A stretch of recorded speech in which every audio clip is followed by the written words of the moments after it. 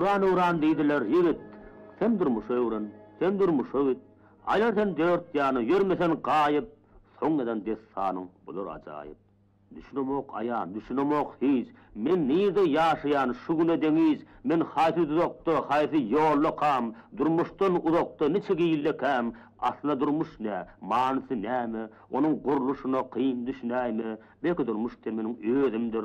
Halal duzumyan ogul qıydımdır, belki şäherimdir, belki köçämdir, eken nahalımdır, öýde keçämdir, uruşdan söz açýan syýdymdan syýdym, belki ol köpüçýän meniň goňşymdyr, göterip eline bir uly takdir, barjak ýeriniň aslan hatdyr.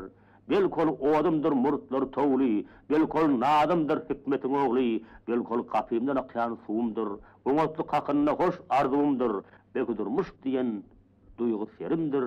Meniň ören söýen adamlarymdyr.